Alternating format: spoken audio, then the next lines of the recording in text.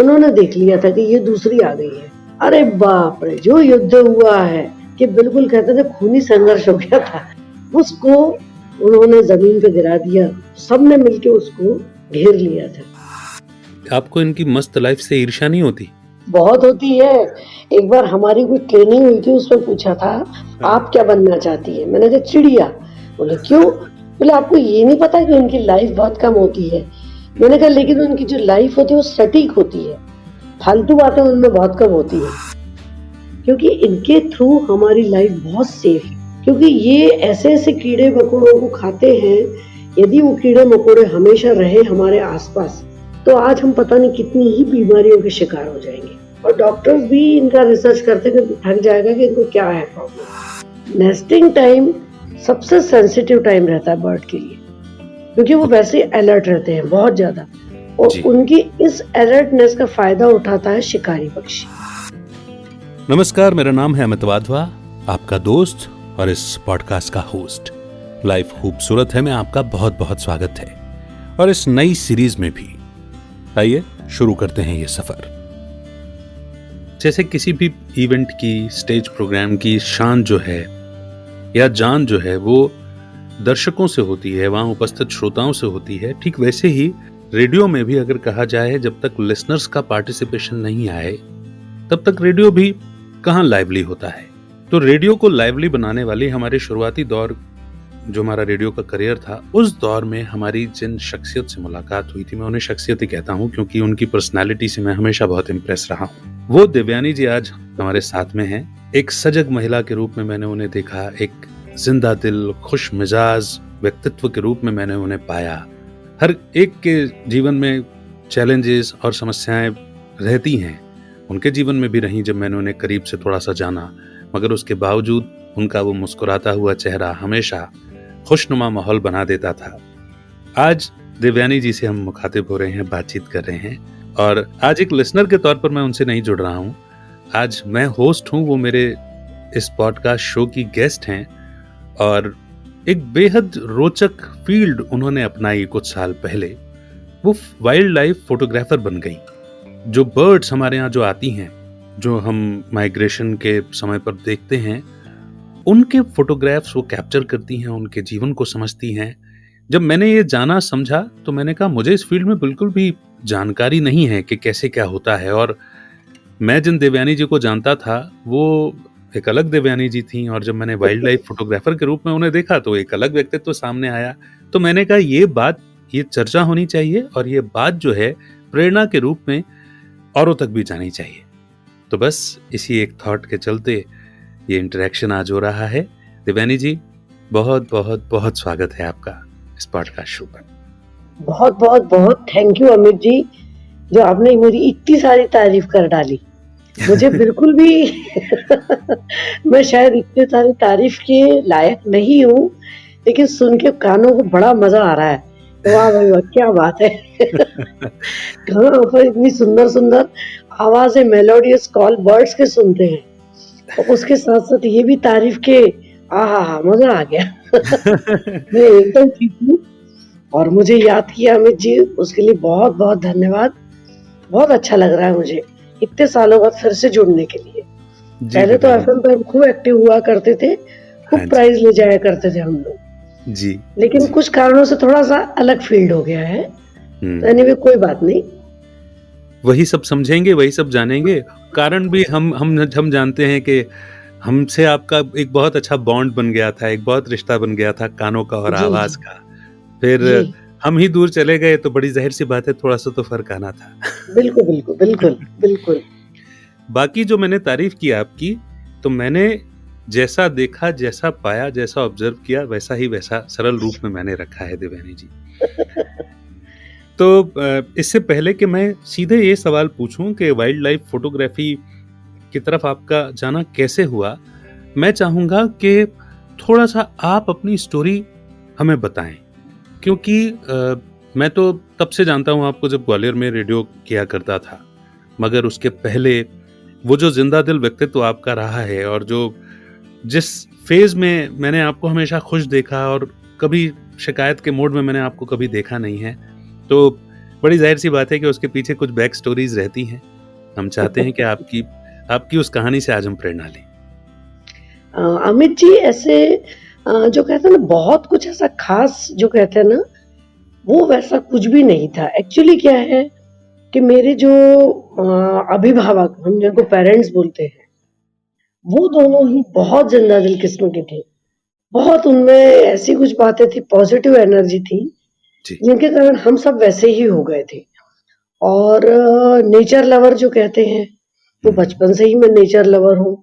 मतलब जी, मुझे कुछ लोग तो बदनाम कर रखा है, बदनाम हूँ मैं कि नेचर लवर हूँ।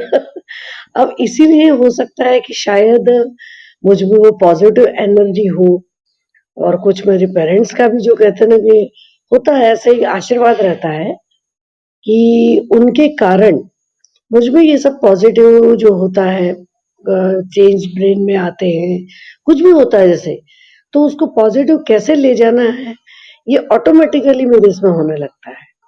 और शायद इसीलिए मैं मतलब इतना कुछ भी विपरीत स्थिति में भी हँस लेती हूँ, मुस्कुरा लेती हूँ, अपना जो कहते हैं ना रूटीन फ़ॉलो करती रहती हूँ। बस यही कुछ ऐसा ख़ास है और वैसे कुछ ख़ास ऐसे नहीं है मेरे इसमें। जिसे आप बहुत कह कर के चल रहे हैं, यही बहुत ख़ास हो जाता है देवयानी जी आज के दौर में, क्योंकि जहाँ लोग छोटी-छोटी चीज़ों से शिकायत कर रहे हैं, शिकायतों से भरपूर जीवन जी रहे हैं, जबकि भरपूर साधन और खूब सारी ब्लेसिंग्स उन्हें मिली हुई है जीवन की तरफ से, यूनिवर्स की तरफ से, परमात्मा की तरफ से, मगर फिर भी लोग शिकायतों से के साथ ही अपना दिन शुरू करते हैं और उसी के साथ ख़त्म करते हैं। पर जी, जी, जी। और उसको जब आप यूँ ही कह रहे हैं ख़ास नहीं है, तो ये अपने आप में एक बड़ी बात है। धन्य हैं वो पेरेंट्स जिन्होंने आपको ऐसे संस्कार दिए और उनकी परवरिश से आप इस प्रकार का व्यक्तित्व बन पाए। जी, चलिए फिर बात करते हैं आज के मुद्दे की। हाँ जी। आपके हाथ में ये कैमरा और कैमरा कैसे आ गया? क्योंकि चलिए आपने बताया कि आप नेचर लवर हैं, वो मुझे भी मालूम है कि जब हम पेड़ लगाने की प्रक्रियाएँ और प्रोग्राम किया करते थे, तो आप अपनी कॉलोनी में हमेशा इन्विटेशन दिया करते थे। प्रकृति प्रेम तो चलिए मैं मानता हूँ, लेकिन ये हाथ में कैमरा और बर्ड्स को जानना, उनके जीवन को पढ़ना, ऑब्ज़र्व करना, इस तरफ रुझान झुकाव कैसे हुआ? एक्चुअली उसके पीछे भी एक छोटी-सी मतलब जो कहते हैं ना एक कारण है, जी, कि जी, कुछ ऐसा हो जाता है कभी-कभी लाइफ में जी, चढ़ाव-उतार, नेगेटिव, पॉज़िटिव सब होता है सबके साथ में। तो कुछ ऐसा मेरी लाइफ में भी हुआ था। जी, तो उसमें कुछ टीवी के लोगों का भी योगदान था जिसको देखकर, जिसको सुनकर मेरे इसमें पॉज़िटिव एनर्जी आने लगी और भी ज़्यादा। जी। फिर कुछ ऐसा हुआ कि मेरे कुछ रिलेटिव्स भी थे, हुँ, जो हुँ। भी ये बर्ड्स का काम करते रहते थे, मतलब फ़ोटो क्लिक करना, वे जी, करते थे। तो फिर देख-देख के मुझे ऐसा लगा कि नहीं ये तो बड़ी सुंदर चीज़ है, हम इससे इतने सालों तक दूर रहे। जी। फिर धीरे-धीरे कैमरा ले लिया मेरे मिस्टर ने। जी। उन्होंने कहा कि हाँ भाई चलो, आपको हम कैमरा दिला देते हैं। तो हुँ। वो कैमरा ले लिया मैंने। जी, उसके बाद फिर कैमरा ले तो लिया, अब क्या किया जाए? तो फिर जो मेरे घर के आस-पास बर्ड्स थी, जो भी मुझे ऐसा लगता था कि ये नेचर का बहुत ही खूबसूरत हिस्सा है, इसे क्यों ना कैप्चर किया जाए? जी। तो फिर धीरे-धीरे वो कहते हैं ना कि मतलब एक देवयानी को दीवानी बना दिया उन्होंने। नेचर के प्रति दीवानी बना दिया और जी, दीवानी ऐसी हो गई मैं कि मुझे उनकी वो जो कॉल है, उनकी एक्टिविटीज़ हैं, जी। उनका मतलब हर कुछ भी छोटा-मोटा भी उनके चेंजेज़ जो भी हुआ करते थे, हाँ जी। उनके वो सुंदर से रंग, उनका मतलब बहुत ही प्यारा जो भी एक्टिविटी बहुत अच्छी लगने लगी। फिर धीरे-धीरे, धीरे-धीरे मैं ये क्लिक करने लगी फ़ोटो और ऐसा मेरा कैमरा काम करने लगा। जी। तो मैं नेचर के प्रति जो पहले से झुकाव था और बढ़ गई उसकी तरफ में। चलिए ये भी बड़ी रोचक सी कहानी है और हाँ जी, आपके हाथ में कैमरा आया, ये बड़ी अच्छी बात है और हाँ जी। देवयानी जी जो दीवानी बनी हैं, ये भी बहुत अच्छी बात है। मैं जानता हूँ कि उतार-चढ़ाव का जो ज़िक्र आपने किया है, वो भी बहुत महत्वपूर्ण है और मुझे लगता है कि उसका ज़िक्र भी यहाँ पर होना चाहिए, क्योंकि जब मैं आपको एक सजग महिला, एक ज़िंदा दिल महिला के रूप में देखता हूँ और जैसा कि मैं कहता हूँ कि सभी के जीवन में परेशानियाँ रहती हैं, उसके बाद अपने व्यक्तित्व को आप इस प्रकार से खुशनुमा रखते हैं, तो ये साधारण बात नहीं होती। आप एक स्पेशली एबल्ड चाइल्ड की आप एक मदर रही हैं, उसकी परवरिश आपने जिस प्रकार से की है, मुझे लगता है कि आपके इस ओर जाने में चेतन, कितना सुंदर ये नाम भी है, उस विशेष आत्मा का भी विशेष योगदान है, मैं ऐसा समझता हूँ। बिल्कुल, बिल्कुल, बिल्कुल। चेतन के रहते भी आपने सजगता के साथ में उस ओर सेवा के क्षेत्र में भी बहुत कुछ किया है। जी, कोशिश की है। जी, जी, जी, जी, जी। चलिए, तो फिर देवयानी जी आपके हाथ में कैमरा आ गया, आप ये फ़ोटोग्राफ्स क्लिक करने लगे। क्या आपको कहीं से ट्रेनिंग लेनी पड़ी या ये शौक से ही आपने डेवलप किया या इसको अगर मैं कहूँ कि सुधार करने के लिए फिर आपने क्या किया? एक्चुअली क्या है अमित जी कि जब कैमरा हाथ में आ गया, तब तो थोड़ा-सा ट्रेनिंग मुझे लेनी पड़ी। जी, जो हमारे और भी ग्वालियर में बहुत सारे लोग जो फ़ोटोग्राफ़ी कर रहे हैं, छोटी-छोटी बातें उनसे मैंने समझ ली थी। जी, फिर समझते-समझते आइडिया आने लगा कि ओके ऐसा-ऐसा होता है। फिर धीरे-धीरे मैं अपने आप ही ये सब करने लगी, कि किस तरह से फ़ोटो लेना है, कब इसका टाइम रहता है, कब नहीं रहता है, कब लेना चाहिए, कब नहीं लेना चाहिए। कि जैसे नहीं लेना चाहिए मीन्स जैसे बर्ड्स का नेस्टिंग पीरियड होता है, तो ओके, उसमें नेस्टिंग पीरियड में अवॉइड हम लोग करते हैं नेस्ट का फ़ोटो। क्योंकि ओके। नेस्ट के अंदर छोटे-छोटे अंडे, बच्चे, चूजे जो भी होते हैं ना, कहीं हुँ, न कहीं वो लोग भी बेचारे डिस्टर्ब हो जाते हैं और जी, दूसरा फिर क्या होता है कि नेस्टिंग टाइम सबसे सेंसिटिव टाइम रहता है बर्ड के लिए, क्योंकि वो ओके, वैसे ही अलर्ट रहते हैं बहुत ज़्यादा और जी, उनकी इस अलर्टनेस का फ़ायदा उठाता है शिकारी पक्षी। ओके, शिकारी पक्षी हमेशा ही ये लोग आसमान में या इर्द-गिर्द बिल्कुल निगाह रखे बैठे रहते हैं। तो जैसे हम यदि नेस्ट के पास जाते हैं, नेचुरल सी बात है बर्ड बेचारा घबरा के इधर-उधर भागेगा। उसकी इसी घबराहट का फ़ायदा कौन लेगा? शिकारी पक्षी। वो कभी भी आके इनके नेस्ट पे कर सकता है अटैक और इनके जो भी अंडे बच्चे हैं, जो भी है, उनको वो खा जाएगा। तो इनकी जितनी भी मेहनत थी और हमारे वैसे इनकी फूड चेन भी है ये। हुँ, शिकारी पक्षी खाते हैं लेकिन ये फूड चेन में आता है। हमारे डिस्टर्बेंस से उनका खाना ये हमारी मिस्टेक है। तो ऐसे समय हम लोग अवॉइड करते हैं मतलब स्पेशली मैं बहुत लोगों को डाँटती हूँ कि जब नेस्ट हो रहा है उनका है, आप नेस्ट के पास मत जाइए। तो ये ध्यान रखना पड़ता है और जब नेस्ट बनने से पहले इनकी प्रोसेस होती है कि इनमें मेल फीमेल सभी में होता है जैसे, तो इनके जो मेल रहते हैं वो जी, नेस्टिंग से पहले बहुत सुंदर हो जाते हैं, बहुत सुंदर। तब उनके फ़ोटोग्राफ ज़रूर लेना चाहिए क्योंकि उनके कलर्स इतने खिल के आ जाते हैं कि ऐसा लगता है कि बस यही एक जन्नत है, यही एक प्रकृति है। तो ये इनके टाइमिंग्स जो रहते हैं, उनका मैं विशेष ध्यान रखती हूँ कि जैसे बच्चों को दाना खिला रहे हैं, तो दूर से आप उनकी एक्टिविटी देख लो। बच्चे को डिस्टर्ब हो ऐसा मत करो। तो ये बहुत सारी छोटी-छोटी इम्पोर्टेंट बातें हैं, जो आजकल मैं कुछ ज़्यादा ही ध्यान रखने लगी हूँ। तो आप जितना इनका जानते जा रहे हैं आप जितना जानते जा रहे हैं, उतना उनका ख़्याल रखते जा रहे हैं। बिल्कुल, बिल्कुल, बिल्कुल, बिल्कुल। पहले ये होता था कि दिखा है, फ़ोटो खींचो, दिखा है, फ़ोटो खींचो। फिर लगा कि नहीं, ये हम कहीं कुछ गड़बड़ कर रहे हैं। उसमें वो डिस्टर्ब होते थे, ये हमको नहीं पहले नहीं पता था। फिर जो हमारे कुछ और भी सीनियर्स थे, उन्होंने भी बताया, फिर अपने को फ़ील हुआ कि नहीं, कहीं तो भी हम गलत कर रहे हैं। हमसे बर्ड दूर क्यों भाग रहे हैं? पता चला कि हम उनको भगा रहे हैं, वो नहीं भाग रहे हैं। हम उनके पीछे जाएँगे, वो भागेंगे। तो ऐसी ओके, बहुत सारी बातें हैं जो कि ध्यान रखनी पड़ती है। और मेरा क्या है एक्चुअली अमित जी की जैसे कुछ लोगों का अपना अलग-अलग ये रहता है ना कि जैसे कोई ऐसे प्रोफ़ेशनली करता है कि जैसे फ़ोटो लिया डीएसएलआर से फ़ोटो लिया, नेचुरल हुँ, सी बात है अच्छा ही आएगा। वो सेल भी करते हैं, फिर हाँ, कुछ उनका और भी यूज़ करते हैं। लेकिन मेरा ये नहीं है, मुझे इन बर्ड्स का बिहेवियर जानने में ज़्यादा मज़ा आता है ओके। कि इनका क्या बिहेवियर है। तो ऐसी मतलब बहुत सारी बातें हैं जो मैं ध्यान रखती हूँ और बस यही मेरा चलता रहता है। हाँ जी। देवयानी जी, आपने जो जानकारी दी कि आपने जैसा कि आपने कहा कि इनका नेस्टिंग पीरियड होता है, नेस्टिंग पीरियड से जस्ट पहले जो है वो पक्षी बहुत सुंदर हो जाते हैं और उस वक़्त उनका फ़ोटोग्राफ लेना बहुत अच्छा होता है। आई एम डैम श्योर कि ये एक दिन की लर्निंग प्रोसेस नहीं है, ये कंटीन्यूअस लर्निंग प्रोसेस है।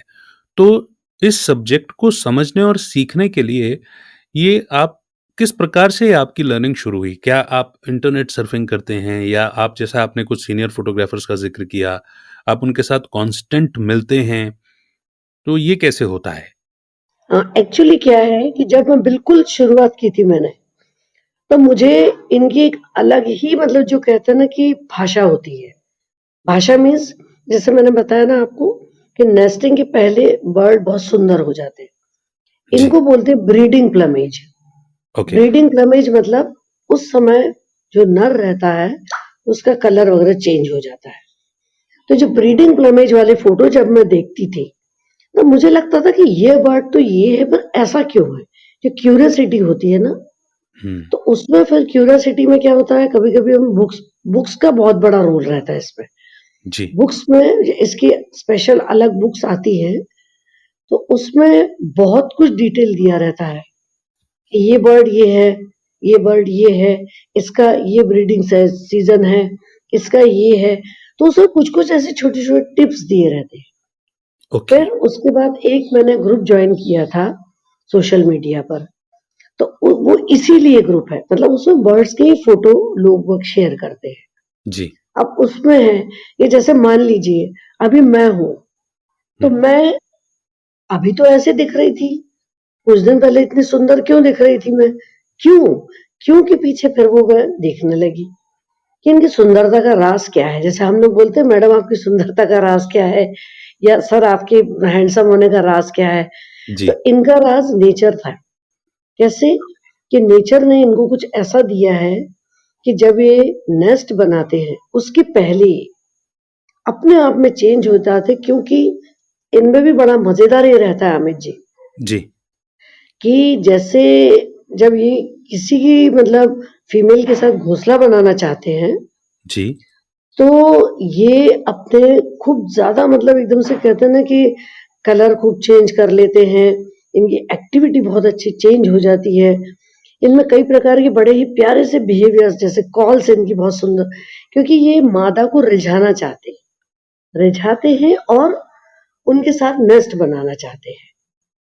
उस प्रोसेस में ये सब होता रहता है और ओके, ज़्यादातर मेल ही इनमें चेंज ज़्यादातर मेल्स का ही इनमें चेंज होता है कलर।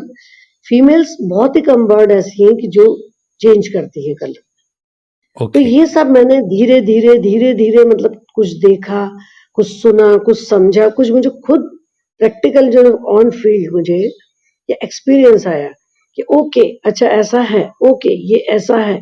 फिर अभी जैसे मैंने 2-3 बर्ड्स पे रिसर्च की है, तो एक है पर्पल सनबर्ड, जी, तो इसको हिंदी में शकरखोरा बोलते हैं, जामुनी शकरखोरा। ओके, तो इसमें क्या है कि जैसे हमारे जो हॉल की मतलब खिड़की है, वहाँ इसने नेस्ट बनाया था। ओके, तो वो बनाया था मार्च में। मार्च से ठीक, लेके ये लगभग 2-3 महीने वहाँ उनकी पूरी प्रोसेस चलती है। वो पूरा मैंने देखा है इनकी मतलब जो कहते हैं साइकिल, जी, लाइफ की जो साइकिल होती है वो मैंने इधर देख ली थी। ऑब्ज़र्व की अब पूरी। क्या चेंज आ रहा है कि जैसे जो नर है, हुँ, वो धीरे-धीरे बड़ा हो रहा है, उसके भी साइज़, कलर चेंज हो रहे हैं। ओके, उसका जो पर्पल सनबर्ड नाम है तो पर्पल हो रहा है वो, हुँ, तो कैसे उसमें चेंज आ रहा है? तो ये मतलब ऐसी बातें होती जैसे हाउस स्पैरो है, मतलब अपन हुँ, गौरैया जिसको बोलते हैं, जी, जी, जी, उनके भी नर ज़्यादा सुंदर होते हैं, उसका भी मैंने पूरा रिसर्च कर डाला है कि भई कैसे होता है? तो मतलब ऐसे मैं धीरे-धीरे, धीरे-धीरे इनके बिहेवियर पे पूरा इन पे रिसर्च कर रही हूँ। 3 बर्ड्स मेरी लगभग कंप्लीट हो चुकी है। तो उसमें क्या है उनकी पूरा लाइफ़ का मुझे बहुत कुछ जानने को, समझने को मिलता है और उसके उनके क्या बिहेवियर होते हैं। तो ये भी उतना ही इम्पोर्टेंट है पर ये मैंने खुद अपने से किया है। जैसे जी, किसी ने बताया क्योंकि देखिए आपका एक्सपीरियंस अलग है, मेरा अलग है। राइट, जो आपने देखा वो मैंने नहीं देखा है। जो हम्म। आपने समझा वो मैंने नहीं समझा है। तो इनके मामले में, स्पेशली बर्ड्स के मामले में, आपका खुद का जो नॉलेज होता है ना, जी। वही सबसे बड़ा प्रूफ होता है। कि जैसे राइट। ये आए ऐसे ब्लिंक करना, ये ब्लिंक करना, तो ये लोग आंखें ब्लिंक ना करके सीधे झपका के ऐसे बंद जैसे कर लेते हैं। ओके। तो अब कुछ लोगों का कहना था कि नहीं, ऐसा नहीं होता है। तो हम्म। मतलब ये कुछ कुछ बातें ऐसी हैं जो मैं बहुत अभी कुछ कोशिश कंट्रास्ट आ करती जाता हूँ। होगा उनके ऑब्जर्वेशन में और आप जो पर्सनली ऑब्जर्व कर रहे हाँ हैं जी, उस हाँ। इस तरह से हो तो जाता हो। मतलब मुझे कहते हैं ना, हर एक का अलग-अलग एक्सपीरियंस रहता है इनके मामले में, बर्ड्स के मामले में। जी, मैं समझ गया। अच्छा, हाँ जी, आपका इंटरेस्ट स्पेशली बर्ड्स की ओर ही क्यों गया? मुझे क्या है, जो कहते हैं ना, म्यूज़िक, म्यूज़िक लवर हूँ मैं। जी। और इनकी कॉल्स इतने मेलोडियस होते हैं हुँ। कि वो कहते हैं ना, अपने आप इंसान खींचा चला जाता है। फिर उनके बिल्कुल अलग-अलग टाइप के जो कहते हैं ना कलर्स, जी। साइज़, तो उसमें मतलब जो कहते हैं ना, कुछ ऐसा होता है कि खिंचता है इंसान बर्ड की तरफ, कि नहीं इसका तो मुझे देखना ही है। अच्छा, बाकी भी जैसे है कि मैं कहीं गई थी ऐसे, तो वहाँ हम लोग को लॉयनेस मिली थी। तो ओके। मैंने लॉयनेस को भी हाँ, किया था, फ़ोटोग्राफ ले लिए थे। हुँ। फिर उसके बाद अपने बटरफ्लाइज़ की फ़ोटो भी मैं खूब लेती हूँ और इंसेक्ट्स की भी लेती हूँ। और जैसे ये अपना होता है ना कि जो लिज़ार्ड वग़ैरह, तो हुँ। लिज़ार्ड वग़ैरह की भी मैं लेती रहती हूँ। मतलब ऐसा है, वाइल्ड लाइफ़ बोला है ना, तो जो भी मिल रहा है उसके क्लिक करो। उसके राइट, बारे में जितना आपको नॉलेज मिल सकता है, तो आप उसके बारे में नॉलेज भी ले लो। राइट। तो उतरे हैं, तो फिर सब कुछ जो भी आ रहा है उसका क्लिक करो और उसके बारे में जानो। तो ये मेरा मेन इंटेंशन है। उम्मीद करता हूँ कि ये पॉडकास्ट आपको पसंद आ रहा है।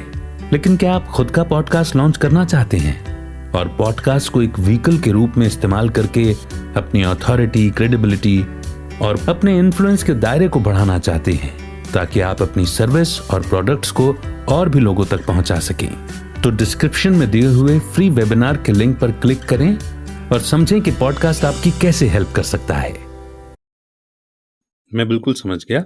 म्यूज़िक की वजह से आपका इंटरेस्ट जो है वो पक्षियों की तरफ ज़्यादा हो गया। जी, आपने एक बात कही थी कि आपका जो इंटरेस्ट है वो इनकी लाइफ़ को जानने के बारे में है।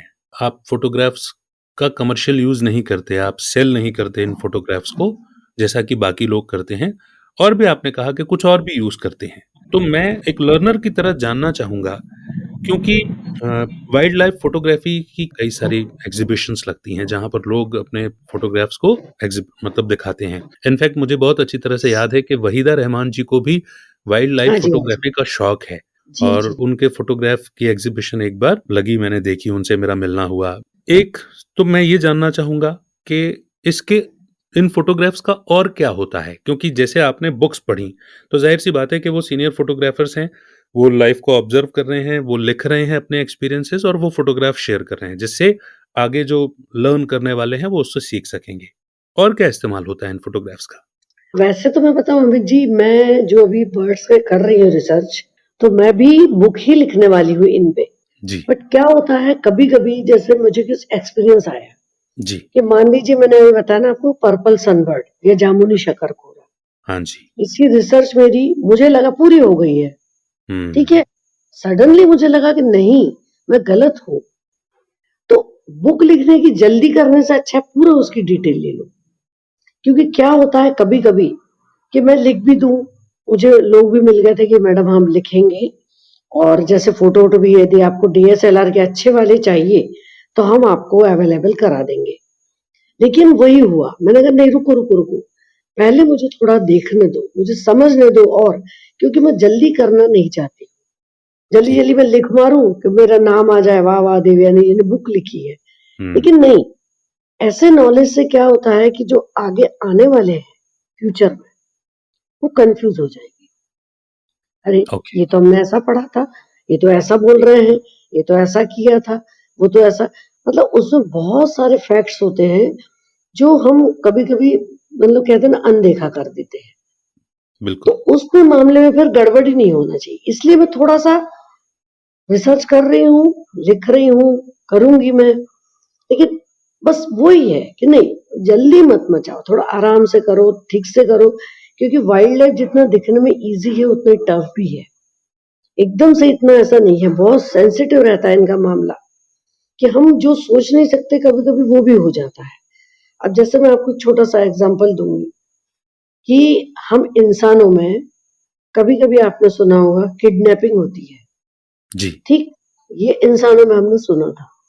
आप बिलीव नहीं करेंगे, हमने अपनी आंखों से बर्ड्स में देखी। कैसी? ओके। कि मेरे घर में हाउस पैरो या गौरैया जिसको हम बोलते हैं, उसका नेस्ट बना हुआ था। एक ठीक दिन है। सडनली खूब तेज तेज आवाजें आने लगी इन लोगों की, हाउस पैरो की। क्या हुआ, पता नहीं क्या हुआ, भागो भागो भागो, उसमें अंडे हैं, कहीं कोई शिकारी पक्षी तो नहीं आ गया। देखा, आप बिलीव नहीं करेंगे अमित जी, उसमें जिस मेल फीमेल का नेस्ट था उसमें कोई और फीमेल अपना दावा ठोकने आ गई थी कि ये मेरे अंडे बच्चे हैं। और वो मेल ने देख लिया था, दूसरे जो ओरिजिनल उसके फादर थे उन्होंने देख लिया था कि ये दूसरी आ गई है।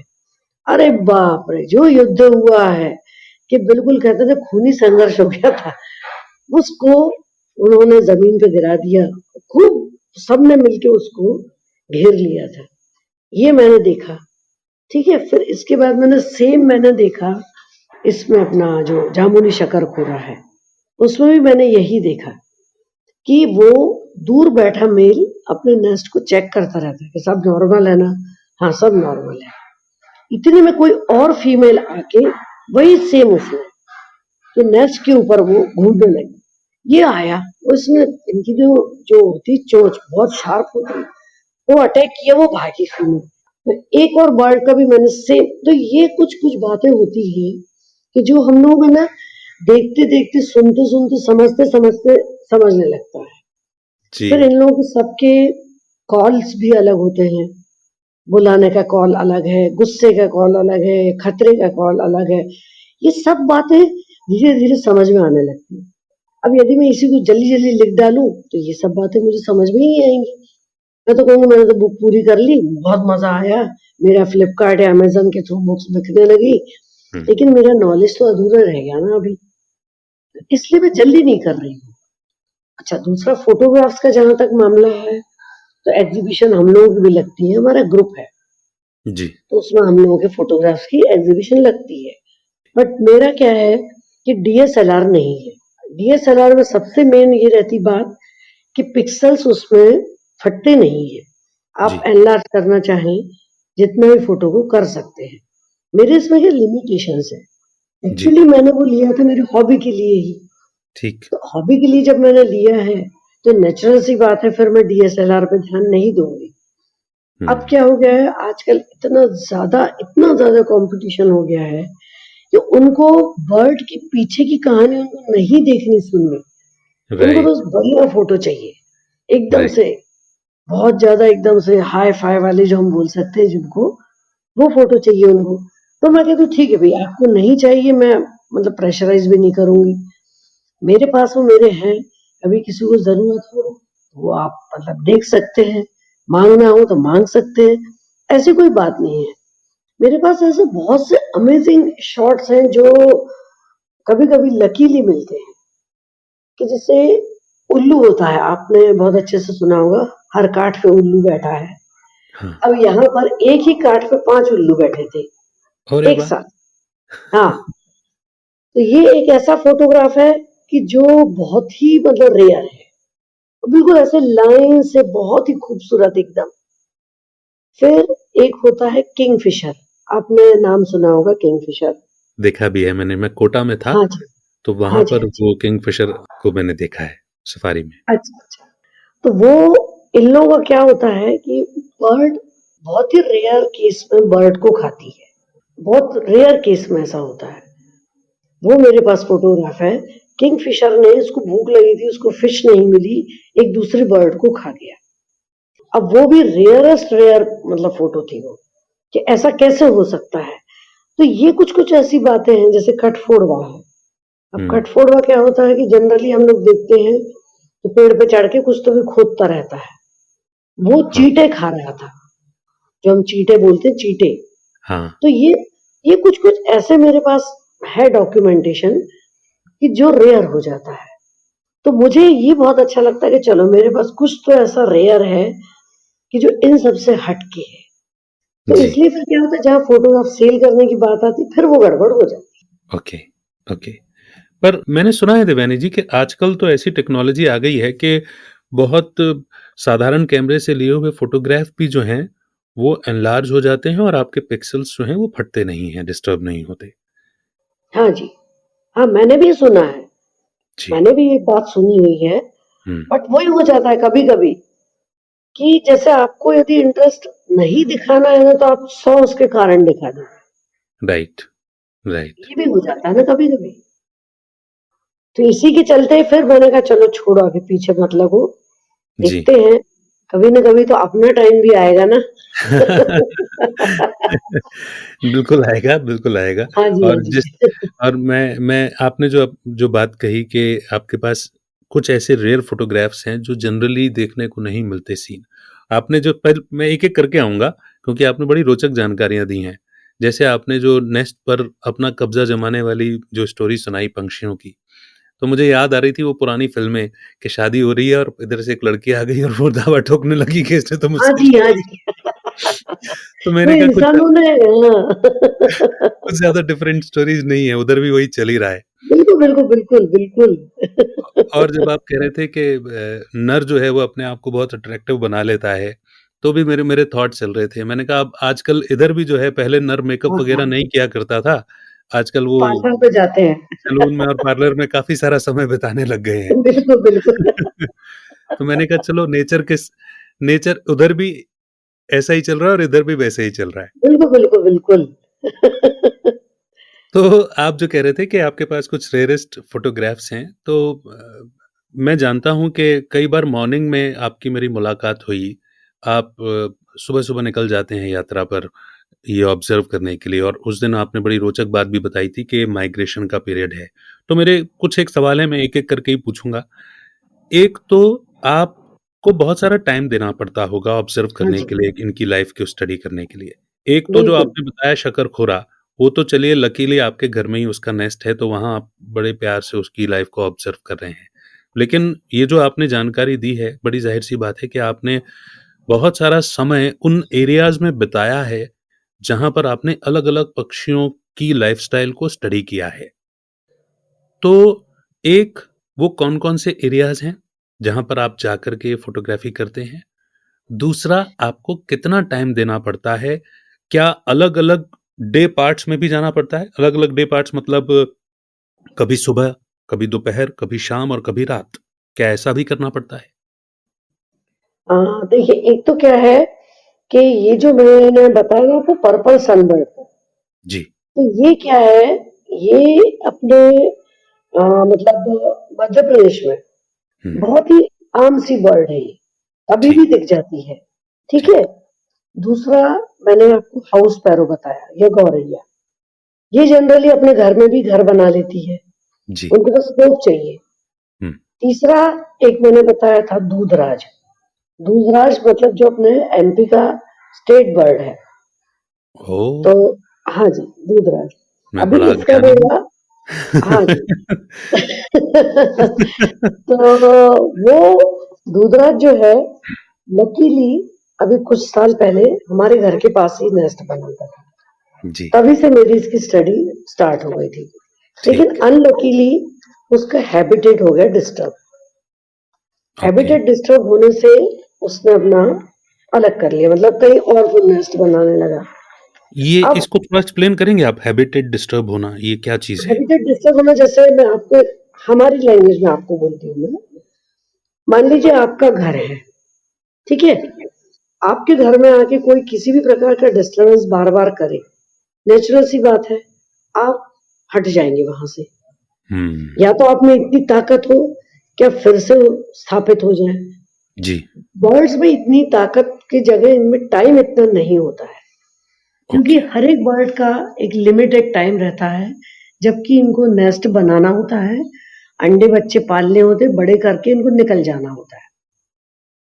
तो ये स्थापित, पुनर्स्थापित, विस्थापित ये इस चक्कर में पड़ते ही नहीं है ये लोग। ये ओह! लोग क्या करते हैं कि अपना हैबिटेट चेंज कर देते हैं। अब ठीक, हर एक बर्ड का मतलब बर्ड्स की फैमिली होती है। तो उस फैमिली का सबका अलग-अलग हैबिटेट होता है। हैबिटेट मीन्स उसका रहने का स्थान। जी। जहाँ वो रह रहे हैं, वो उनका हैबिटेट कहलाता है। ओके। उस हैबिटेट में कभी-कभी हम देखते हैं बुश में भी कुछ-कुछ निकलते हैं बर्ड्स, कुछ पेड़ों पे होते हैं, कुछ पानी में होते हैं, कुछ पानी के आस-पास होते हैं। तो ये इनका हैबिटेट कहलाता है, इनके रहने का। तो जहाँ इनका हैबिटेट डिस्टर्ब हुआ, किसी भी जी, प्रकार से हो सकता है वो, जी। इंसानों द्वारा भी हो सकता है, फिर मैंने बताया ना जैसे कि शिकारी पक्षी होते हैं, वो भी होते हैं, वो हुँ। भी डिस्टर्ब इनको करते रहते हैं। कभी-कभी इंसान इतना गलत निर्णय लेता है कि वो पेड़ ही काट दिया, हटा हाँ, दिया वहाँ से बिल्डिंग खड़ी कर ली। नेचुरल सी बात है, उनका हैबिटेट डिस्टर्ब, जहाँ उनका हैबिटेट डिस्टर्ब, वहाँ अनजाने में, जाने-अनजाने में हम लोग भी डिस्टर्ब, क्योंकि इनके थ्रू हमारी लाइफ बहुत सेफ है इनके थ्रू। क्योंकि ये ऐसे-ऐसे कीड़े-मकोड़ों को खाते हैं, यदि वो कीड़े-मकोड़े हमेशा रहे हमारे आस-पास, तो आज हम पता नहीं कितनी ही बीमारियों के शिकार हो जाएँगे। और डॉक्टर्स भी इनका रिसर्च करते कि थक जाएगा कि इनको क्या है प्रॉब्लम। तो इसलिए जहाँ तक है इनके हैबिटेट को डिस्टर्ब, मतलब मैं सही। अपनी तरफ से सोचती हूँ कि मैं ना करूँ इनका हैबिटेट डिस्टर्ब। दूसरा इनके नेस्ट के पास में जाना, तो ये सब बहुत सारी बातें छोटी-छोटी बातें हैं, जिनका मुझे मतलब अच्छा लगता है कि मैं ध्यान रख पा रही हूँ। ये बहुत महत्वपूर्ण बातें हैं क्योंकि देखिए ये बात तो बिल्कुल तय है। ये बात मैं इस बात से बहुत इत्तेफ़ाक रखता हूँ कि नेचर ने मनुष्य की रक्षा के लिए और मनुष्य क्या हर जीव की रक्षा के लिए इतना सुंदर चेन बनाया हुआ है। हालाँकि जैसे आपने कहा ना कि उनकी भी फूड चेन होती है, मगर फिर भी हमारी गलती की वजह से शिकारी पक्षी किसी अन्य पक्षी को क्यों खा ले। तो ये इतना सुंदर चेन है। जैसे मुझे ये बात कहाँ से स्ट्राइक की थी कि जब बारिश होती है हमारे यहाँ, जब नमी हो जाती है, तो वो हज़ारों लाखों टिड्डे, करोड़ों की बिल्कुल, तादाद में टिड्डे रात भर के लिए आ जाते हैं और फिर अपने प्राण त्याग देते हैं। अगर बिल्कुल, वो बिल्कुल। नमी को वो न सोखें, अपना जीवन लेकर और अपना जीवन त्याग कर, तो मनुष्य बीमारी से वहीं के वहीं पूरी प्रजाति। बिल्कुल, तो ये इस बात बहुत को मैं अच्छा। बहुत इम्पोर्टेंट तरीके से समझता हूँ। तो मैं यहाँ पर ये सवाल भी जानना भी चाहता हूँ कि क्या वाइल्ड लाइफ फोटोग्राफर्स, जैसे आपने इनकी लाइफ स्टडी की और आपने इतनी महत्वपूर्ण बात की कि इनकी वजह से मनुष्य सुरक्षित है, तो क्या वाइल्ड लाइफ फोटोग्राफर्स या इस फील्ड में काम करने वाले इस बात के लिए आम जनता को भी एजुकेट करते हैं या ऐसा प्रयास करते हैं? बहुत परसेंटेज कम है। वही हुँ, मैंने बताया ना, खूब सारे अच्छे-अच्छे कैमरे ले लिए, हाई रेज़ोल्यूशन वाली ये और वो तमाम, और हमको तो ये फ़ोटोग्राफ्स लेके और हमको सेल करना है और हमको रातों-रात अमीर बनना है। कुछ-कुछ ओके, ऐसे केसेस भी हुए हैं कि अच्छे फ़ोटोग्राफ्स के लिए मतलब जो नेस्ट था, उसको नेस्ट के ऊपर चढ़ के फ़ोटोग्राफ्स ले लिए और नेस्ट को डिस्ट्रॉय कर दिया। ठीक, दूसरी सेम मतलब मेरे सामने की ही बात है, अपने जहाँ मैं फ़ोटोग्राफ़ी के लिए जाती हूँ, वहाँ एक आता है नौरंगा या और भी बहुत सारे बर्ड्स आते हैं वहाँ। तो आप बार-बार उसकी फ़ोटो चाहिए, इसलिए बार-बार उनकी कॉल लगा रहे हो मोबाइल पे। अब इनकी कॉल बिल्कुल अलग-अलग होती है, कि जैसे मैंने बताया ना अलर्ट कॉल अलग, एक दूसरे को कॉल करते हैं वो अलग, टेरिटरी कॉल अलग, उसके बाद फिर जैसे जैसे अपन कहते हैं कलरव कर रहे हैं, वो जी। कॉल अलग। अब मोबाइल में जो कॉल दी है वो एक लिमिटेड कॉल रहती है। हुँ, ये जाने-अनजाने में हम लोग गलती ये कर बैठते हैं कि बार-बार कॉल करते हैं। उससे वो बर्ड जो उसकी प्रोसेस है, नेस्टिंग प्रोसेस जो भी उसकी चल रही है, पूरी डिस्टर्ब हो जाती है। तो ये करने से क्या होता है, कभी-कभी लोग भाग भी जाते हैं वहाँ से, उनको बहुत डिस्टर्ब हो रहा है, वो चले जा रहे हैं। तो ये इसलिए मुझे लगता है कि आज इंडिया में ऐसा रेशियो बहुत कम रह गया है कि जो सच में वाइल्ड लाइफ को कंज़र्व करना चाहता है। उनको कंज़र्वेशन से ज़्यादा लेना-देना नहीं है। उनको बस फ़ोटो चाहिए। अमित जी को ये चिड़िया का फ़ोटो मिला, मुझे नहीं मिला, मैं भी ले लूँगा, चाहे मुझे कुछ भी हो जाए। तो ये कॉम्पिटिशन बनी हुई है। ऐसे इसमें क्या होता है कि कंज़र्व करना बहुत डिफ़िकल्ट होता है। मेरे तो कई लोगों से झगड़े हो चुके हैं इस मामले में, कि जी। नहीं, आप उनको डिस्टर्ब नहीं करेंगे। आप दूर से देखो उनकी एक्टिविटी, उसमें कोई बुराई नहीं है। तो ये थोड़ा-सा गड़बड़ हो रहा है। और इसके लिए कौन कितना सीरियस है नहीं समझ में आता है।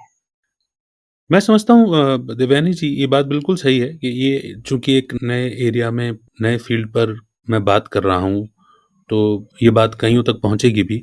इंसान के लोभ और लालच की तो कोई सीमा है नहीं। पहले भी उसने जंगल और जंगल की लाइफ़ को बर्बाद किया है, डिस्टर्ब किया, अपनी बिल्कुल, लाइफ़स्टाइल, बिल्कुल। है ना? और अब चूँकि फ़ोटोग्राफ्स और वीडियो का एक चलन आ गया है कि लोगों को ये देखना अच्छा लगता है, इनकी डिमांड भी है। तो जैसा आप बता रहे हैं, मैं समझ सकता हूँ कि इनकी लाइफ़ जो पशु-पक्षियों की है, कहीं न कहीं हम डिस्टर्ब कर ही रहे हैं। मगर मैं ये भी समझता हूँ कि कहीं न कहीं इसके कुछ रूल्स भी होंगे, कुछ लाइसेंस प्रणाली भी होती होगी कि कुछ लोगों को ही ये अलाउ किया जाए, या इसमें अभी कोई लिमिटेशन नहीं है, कोई भी अपने हाथ में कैमरा लेकर के थोड़ी बहुत स्टडी करके ये जा सकता है? या नहीं, आप इसमें देखिए रूल्स तो हैं। हुँ, रूल्स मीन्स कैसे हैं कि वही मैंने बताया ना कि नेस्ट में नहीं डिस्टर्ब कर सकते आप। हुँ, कि आप नेस्ट को बिल्कुल भी डिस्टर्ब नहीं करना है और इसीलिए उनके डिस्टर्ब नहीं करेंगे तो फ़ोटो भी नहीं लेना है। क्योंकि फ़ोटो लेते हैं आप, कहीं न कहीं आप मीडिया पे उसको शेयर करते हैं। राइट। नेचुरल सी बात है दूसरा बोलेगा हमको भी चाहिए। वो हुँ, आया उसको देख के तीसरा बोला हमको भी चाहिए। और आजकल क्या है वाइल्ड लाइफ फ़ोटोग्राफ़र ये अपने ये तमगा लगाना बहुत लोगों को बहुत पसंद है। बट उसकी जो सीरियसनेस है वो नहीं समझते हैं। कैमरा लिया, मेरे पास 2 लाख रुपए हैं, मैंने कैमरा ले लिया, हाई रिज़ॉल्यूशन वाला, बस मेरे फ़ोटो अच्छे आ रहे हैं, उसके लिए मैं कुछ भी कर सकता हूँ या कर सकती हूँ। तो लाइसेंस वगैरह तो सवाल ही नहीं उठता है। हुँ, रूल्स ज़रूर है लेकिन रूल्स फ़ॉलो 10 में से आधा परसेंट ही मुझे नहीं लगता कि कोई फ़ॉलो उतना कर रहा होगा। ये थोड़ा-सा एक चिंता वाला विषय है। ओके। मेरा पूछने का जो पीछे जो एक मंशा थी वो ये थी, क्योंकि आप वाइल्ड लाइफ़ को कवर करने जा रहे हैं, तो ज़ाहिर-सी बात है कि फ़ॉरेस्ट एरिया में जा रहे हैं। तो फ़ॉरेस्ट एरिया में जा रहे हैं तो फ़ॉरेस्ट, वहाँ कुछ परमिशन वग़ैरह नहीं लगती? नहीं, क्या होता है कभी-कभी जैसे मैं जाती हूँ जहाँ, हुँ, वो फ़ॉरेस्ट का एरिया नहीं है ओके, और जनरली क्या होता है कि बर्ड्स का एक ये भी नेचर होता है या उनका एक बिहेवियर होता है कि जहाँ गाँव है, बस्ती है, जहाँ इंसानों की मतलब चहल-पहल है, उनकी उपस्थिति है, वही बर्ड ज़्यादा आते हैं। ओके, अब आप किसी गाँव में चले गए मान लीजिए, जी। वहाँ आपको बर्ड दिख गई, नेचुरल सी बात है कोई आपको नहीं रोकेगा। हुँ, भई ठीक है ना, आप आए हैं गाँव में, आपको बर्ड दिखी, आपने क्लिक कर लिया। वहाँ तक तो कोई बात नहीं कि चलो ठीक है, कोई बात नहीं। लेकिन जब अति हो जाती है ना, तब फिर गड़बड़ होने लगती है। कि जैसे अभी सारस क्रेन जिनको रामायण में कवच पक्षी बोला जाता था, हुँ, वो वो डेंजर इसमें है। क्योंकि खेतियाँ बर्बाद हो रही हैं, जहाँ-तहाँ हुँ, बिल्डिंग्स खड़े कर रहे हैं। हमारे ग्वालियर में ये बहुत से पक्षी हैं, पूरे मतलब जो कहते हैं ना कि ग्लोबल ये प्रॉब्लम आ रही है कि लालच के चक्कर में इंसान खेती और फॉरेस्ट नष्ट कर रहा है और बिल्डिंग खड़े कर रहा है। जाएँ तो जाएँ कहाँ ये? ये एक बहुत बड़ी समस्या हो रही है। लेकिन तब भी जहाँ है, सुरक्षित है, कुछ-कुछ जगह है अभी सुरक्षित उसमें, तो उसमें हम इंसान ही उनको सुरक्षित नहीं रहने दे रहे हैं। लाइसेंस की तो बात ही छोड़ दीजिए आप। जी, सबसे बड़ा लाइसेंस तो आपके पास ही कि आपके पास बहुत पैसा है। आप उसका यूज़ कर रहे हैं, मिसयूज़ कर रहे हैं, ये आपके ऊपर डिपेंड है। ये प्रॉब्लम है। बिल्कुल। तो देवयानी जी, आप जिन एरियाज़ में जाकर के फ़ोटोग्राफ़ी करते हैं, जैसा आपने कहा कि जहाँ बस्ती होती है वहीं पर ये बर्ड्स आना पसंद करते हैं। तो आप जहाँ-जहाँ जाते हैं वो कौन-से एरियाज़ हैं, अगर आप बताना चाहें तो? मैं ये एरिया लीक नहीं करना चाहूँगी। No problem. इसीलिए, क्योंकि मैं इस बात की सेंसिटिविटी को भी समझ सेंसिटिव रहा हाँ हूँ। जी। हाँ, इसीलिए ही मैंने ये जुमला साथ में जोड़ा, अगर आप बताना चाहें तो। क्योंकि मैं समझ पा रहा हूँ कि कि अब वो बहुत सेफ नहीं रह रह गया है वो फ़ील्ड भी, और दुरुपयोग चीज़ों के ज़्यादा हो रहे हैं। तो इट्स ओके। हाँ जी। आप आपका तो इंटरेस्ट, आपकी जानकारी और आपकी स्टडी चलती रहे निर्विघ्न रूप से, और हाँ जी। आपकी पुस्तक में कम से कम ये जो आपने जानकारी मुझे दी है वो ज़रूर शामिल हो, ताकि लोगों को पढ़ने से अगर एक हृदय भी बदलता है तो फ़र्क पड़ता है। मैं तो ये बिल्कुल, समझता बिल्कुल, बिल्कुल, बिल्कुल, बिल्कुल, बिल्कुल। मेरी हूँ। कोशिश यही रहती है कि मैं जितना हो सके उतना वाइल्ड लाइफ को बचा सकूँ, और हुँ, मेरे हाथ में ज़्यादा कुछ भी नहीं है। और इससे मैं इतनी स्ट्रिक्ट हूँ कि मैं डाँट देती हूँ, नए-नए जो बर्डर बनते हैं ना उनको डाँट देती हूँ। वो मेरे से नाराज़ हो जाते हैं। लेकिन मेरा मेन ये है कि नहीं, यदि ये अभी नहीं रहे तो फिर कभी नहीं रहेंगे। जी, ये एक मेरा सबसे बड़ा फंडा है। जी, इनको सही अभी यदि हमने बचा के रख लिया, तो ये आगे भी हमारे काम आ सकते हैं। बिल्कुल बस ठीक। वही मेरी कोशिश रहती है। तो एक मेरा सवाल, शायद हालाँकि आपने उसका जवाब दिया, लेकिन अगर वो और पूरा हो सके तो क्या आपको, जैसे अब जब आप जाते हैं अपने फ़ील्ड में इनको ऑब्ज़र्व करने के लिए, तो क्या आपको अलग-अलग टाइम पे भी जाना पड़ता है? जैसे सुबह, दोपहर, शाम, रात? या फिर हाँ, नहीं, एक हुँ, शुरू में जब मैंने ये स्टार्ट किया था, तो मुझे नॉलेज नहीं था। जी। तो मैं गलत टाइम्स मीन्स जैसे इनकी एक्टिविटी जनरली, हुँ, बर्ड्स की एक्टिविटी जनरली मॉर्निंग 6 साढ़े 6 से स्टार्ट हो जाती है। राइट। मतलब जो कहते हैं ना कॉल वगैरह तो इनकी 5 साढ़े 5 से स्टार्ट हो जाती है, हुँ, लेकिन एक्टिविटी, क्योंकि इनको भी कहीं न कहीं सनलाइट की ज़रूरत होती है। कीड़े राइट, खाने के लिए सनलाइट इनको ज़रूरत है। तो ओके, जैसे ही कीड़े इनको दिखते हैं तो ये एक्टिव अच्छे से हो जाते हैं और खूब इनको अच्छा लगता है।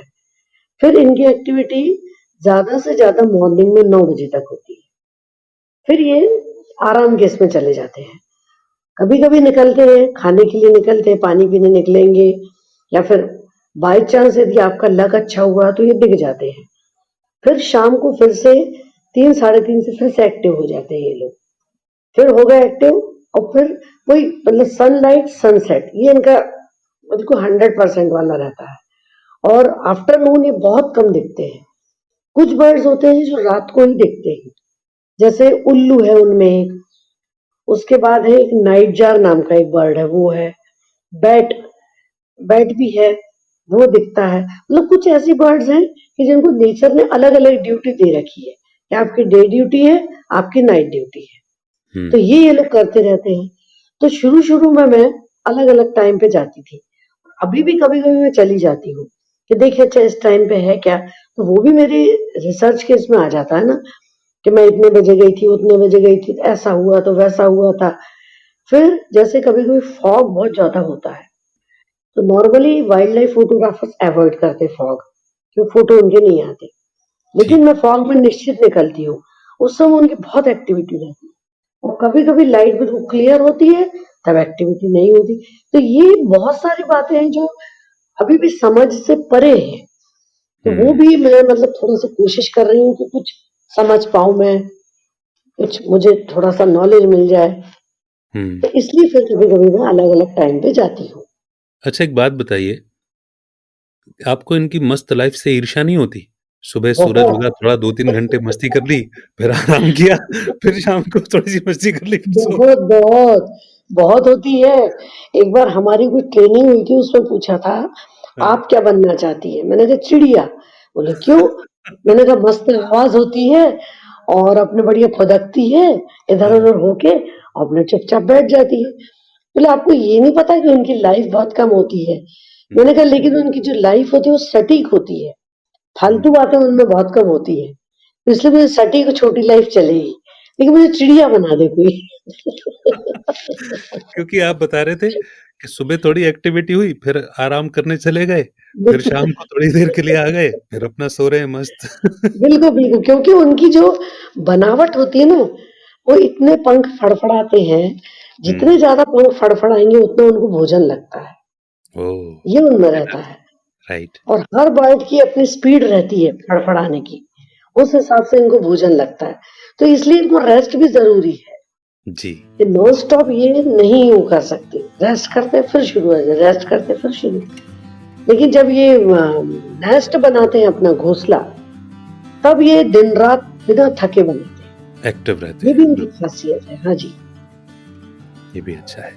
देवयानी जी, जैसा आपने कहा कि आपको ये नोट रखना पड़ता है कि आप किस समय गए, तो क्या आप जब आप उस वहां से लौटते हैं कैप्चर करके, ऑब्जर्व करके, तो आपको तुरंत जर्नल लिखना पड़ता है इन नहीं सारी चीजों को नोट नहीं करने? नहीं, आप केवल कहीं लिख के रख लो डायरी में थोड़ा सा, हम्म, कि जैसे मैंने डायरी मेंटेन की थी कि मैं कब गई थी, कितने बजे गई थी, मुझे कौन मिला, मेरे साथ में कौन था, उसका मिट्टी का रंग कैसा था, क्या झाड़ियां वहां थी, ये थोड़ा सा आप नोट करके रखो, सफिशिएंट हो जाता है। क्योंकि फिर धीरे धीरे हम लोगों को प्रैक्टिस जैसी हो जाती है ना, कि ओके जी, यहाँ ये है, ओके वो है, ऐसा ऐसा हो जाता है। तो ठीक वो मैं नोट करती रहती थी। ठीक ठीक। तो देवयानी जी, इतना टाइम से ये आप ऑब्जर्व कर रहे हैं इनको, और इंसानी जिंदगी भी हम देख ही रहे हैं, हमने थोड़ी मस्ती की भरी बात भी कर ली, आप चिड़िया बनना चाहते हैं और उनकी लाइफ मस्त है। एक मेजर चीज जो आप ऑब्जर्व करते हैं और आपको लगता है कि ये मानव जीवन में आ जानी चाहिए इन पशु पक्षियों को, इन बर्ड्स को देखते हुए, वो क्या चीज होगी? भोलापन। हम लोग बहुत स्वार्थी है। पशु पक्षी स्वार्थी होते हैं, लेकिन वो एक लिमिट के लिए। इन लोगों को 3 चीजें चाहिए: खाना, इनकी जो टेरिटरी है वो, और बस इनको मतलब फेवरेबल कंडीशंस जो कहते हैं ना, नेस्ट। बाकी इनको कोई किसी से मतलब नहीं है। ये धन भी जोड़ लो, नाम भी कमा लो, इनको इससे कोई मतलब नहीं है। इनकी जो इनोसेंस है, भोलापन है, वही हम इंसान खो बैठे। इसीलिए ये सब गड़बड़ हो रही है। हम लोग बहुत ज्यादा भौतिकवादी होते गए, इतने ज्यादा भौतिकवादी हो गए कि हम लोग जो हमारे ही जो मेन जो चीजें हैं वो हम सब भूल गए हैं। पैसा पैसा पैसा, बस इसी में हम लोग घूमते घूमते भंवर में फंस चुके हैं बुरी तरह से। और जिसके पास पैसा नहीं है जी उसको समाज में थोड़ा सा मतलब साइडलाइन कर देगा। जी। ये इनमें नहीं होता। संग्रह प्रवृत्ति नहीं होने से इनका जीवन उन्मुक्त है, मैं ये जी। समझ सकता हूँ। बिल्कुल बिल्कुल और बिल्कुल। बिल्कुल सही बात है कि हम थोड़ा मटेरियलिस्टिक ज्यादा हो गए हैं, संग्रह प्रवृत्ति, उस प्राकृतिक जीवन प्रणाली से, शैली से दूर हो गए हैं। अच्छा, एक इसका रिवर्स सवाल पूछता हूँ। हाँ जी। ऐसी कोई चीज जो इन पशु पक्षियों में, इन बर्ड्स में है, जो बिल्कुल भी मनुष्यों में नहीं आनी चाहिए, ऐसा भी कुछ ऑब्जर्व किया आपने? मतलब पक्षियों में है। हाँ, जो इनमें है, जो भूल से भी मनुष्यों में नहीं आनी चाहिए। पहले मैंने आपसे पूछा कि क्या चीज है जो मनुष्यों में आ जानी चाहिए, और अब मैं उसका रिवर्स पूछ रहा हूँ, क्योंकि आप उनको बहुत अच्छे से स्टडी कर रहे हैं ना, इसीलिए। मैं तो कहती हूँ कि पक्षियों जैसा कुछ है ही नहीं। हम तो कहते हैं इंसानों से जितना दूर रहे पक्षी उतना ही अच्छा रहेगा, क्योंकि पक्षियों की जो मतलब जो कहते हैं ना, पूरी ही एक्टिविटी इतनी अच्छी होती है। और इंसानों में यदि ये आ गई तो और गड़बड़ हो जाएगी, कि सबसे मीठा मीठा बोल बोल के अपना काम निकलवा लेंगे। ये पक्षी मीठा बहुत बोलते हैं। आपने मुझे बहुत अच्छी बात याद दिला दी कि गुण जो है ना, गुण, हाँ जी, वैल्यूज जो होती हैं, अगर वो किसी गलत व्यक्ति में आ जाए, आसुरी बिल्कुल प्रवृत्ति के व्यक्ति में आ जाए, तो वो भी नुकसानदायक हो जाता है। बिल्कुल बिल्कुल। क्या बात है।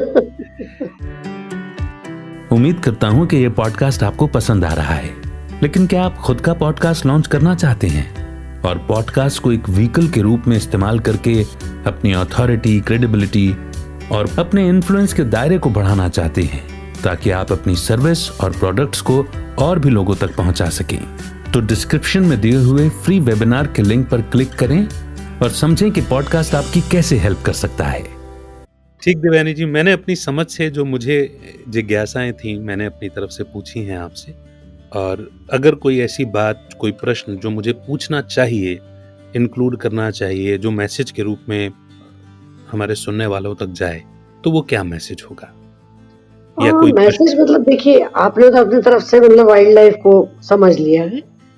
बस मैं ये कहना चाहूंगी कि वाइल्ड लाइफ को मजाक न लिया जाए, उसको सीरियसली लो। क्योंकि कहना नहीं चाहिए, ये हमारा नेचर है, यही नेचर है।